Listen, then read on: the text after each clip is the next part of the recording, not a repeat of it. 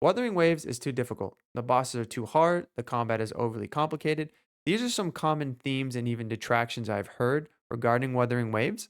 In today's video, I wanted to have a conversation about whether or not I think the game will be able to appeal to and cater to the casual audience. So let's get into it. Now, ever since Wuthering Waves was revealed and showcased, it's kind of been dawned as, Genshin with actual meaningful combat and gameplay, actual end game, and even the quote unquote Genshin killer.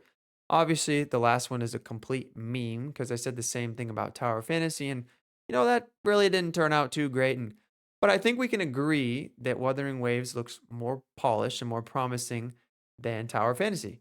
That being said, with all these different sentiments that have been distributed, there's kind of been this aura that's been created around Wuthering Waves that it's really only meant for hardcore gamers. If you're not a hardcore gamer, you know, stay out of our game. We don't want the mint pickers. If you're struggling, we don't want you, and it's a skill issue, right? And I think it's really important to, take a step back and look at both communities we have here. On one hand, we have Kuro with PGR and Wuthering Waves. On the other hand, we have Genshin with, we have Hoyo with Genshin and HSR. And there's kind of like this invisible line in the sand, right? And this line in the sand is kind of, competitiveness and, difficult gameplay, what have you. And there's really there's no crossover, right? And I think it's important for Wuthering Waves to, double down into, their core competency, which is their combat, but also kind of, you know, take aspects of casualness from Genshin and HSR to make sure they're capitalizing on the total market that they can, right? So let's take PGR for example. PGR in its own right is a great game. Did it have the best global release? No, but it definitely has a very strong core audience. It has very visceral combat. The boss fights are amazing. The music is insane. They have very cool characters. They have awesome skins for those characters. They have these combat nodes that you kind of have to perfect the timing of in order to maximize your DPS. They have perfect dodges, they have parries. There really is a lot of really good systems in PGR. They have a very friendly gotcha, and they're taking a lot of these and just dumping them into Wuthering Waves. Wuthering Waves basically is the open world version of PGR. Now, since basically what they're doing is, creating a open world version of PGR, they're standing on their core competency of combat. That's what has me most excited. I think that's what has most gamers excited is the fact that, we're getting a very polished, anime action open world RPG that also has very engaging combat. I mean, there is so many different aspects of the combat. We have normals, we have heavies, we have aerial normals, we have aerial heavies, we have intro, outro skills, we have the circuit, we have the ultimates, aka the liberation. There's so many different aspects of the combat, and I know it seems daunting up front, but with every other activity that you take on, it's just gonna take practice, right? Imagine you wanted to play basketball and you've never played basketball before. You go pick up a ball, you're gonna suck. You're just gonna suck, right? But the more that you practice, the more that you commit, the more that you learn the fundamentals, you're gonna pop off. Are you gonna be Michael Jordan? No. But that's okay. As long as you're having a good time, that's all that matters. The same can be applied to Wuthering Waves, right? The fact that we have gamers like Steparu and Rexlent that can, do no damage runs or do solo character runs, that's awesome, right? But that's really not the core of the community, right? There's only going to be so many people that are willing to, dedicate the time, the grinding to doing that. So it's cool that it's there, but really the vast majority of the community isn't really going to care. So what they need to do is, build on the core competency that is the combat.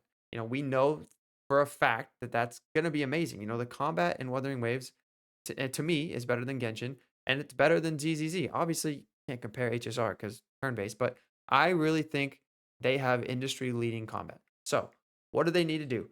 They need to kind of take aspects of Genshin and HSR. Genshin and HSR, two of the most casual games on the market, especially in the gacha genre, and they're phenomenal games in their own right. They have this gameplay loop that becomes very comfortable, very cozy. You can sign in, do your dailies, do the end game activities like the Abyss, MOC, Pure Fiction, simulated universe, what have you, and then you log off. You can co-op, can't really co-op in HSR, but they create these very comfortable, consistent gameplay loops. And I do think consistency is key. I know it can become stagnated, but if Wuthering Waves doubles down on the combat, which by all intensive purposes they are, creates these endgame activities around combat. We have Tower Adversity, we have the hologram bosses, and then we have the roguelike system, which can't remember the name of, but they have good systems in place already as the release is scheduled. Now, if they just keep adding to those, adding layers, it's gonna pop off. But I think what's really gonna stick is actually the ecosystem. Now, you might be wondering, how could the ecosystem kind of be the quote unquote glue? Well, for me, I realize that the ecosystem, aka the artifact system and Wuthering Waves, is going to be very grindy. It is in a sense end game because it's going to take a long time to get really good echoes. However, the fact that you can just kind of run around the world, killing a mob, every time you kill a mob, you have the potential to get an echo, you know, and a certain echo could be game changing for a certain character in your account. And then you can also shiny hunt, Pog, and then you can go onto your friend's world. They have a totally different, for the most part, the potential of different echoes. You can farm those, potentially get shinies. I think it's going to create a very cohesive co-op experience.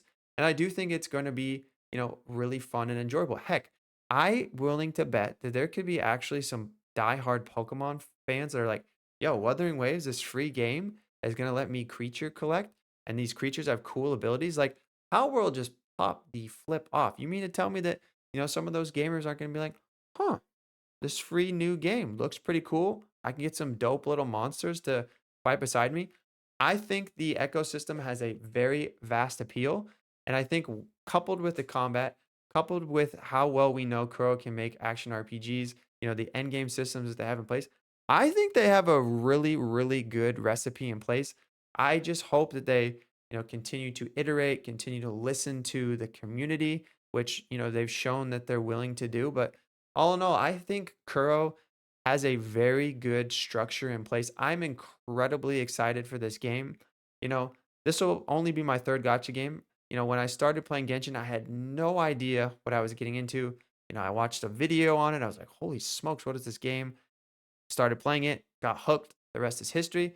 So now coming into Wuthering Waves, having some, past experience with a gotcha game, I'm really excited. I'm going to be able to kind of hit the ground running, have a much different experience. And, I really haven't been this hyped since, HSR, since Genshin. And I genuinely want Wuthering Waves and Kuro to succeed. Nothing would make me happier. I think they're going to nail it. I think their competitive audience, their core Kuro PGR gamers are going to be pleased, and I think they're going to be able to capitalize on, the casual, environment and scope.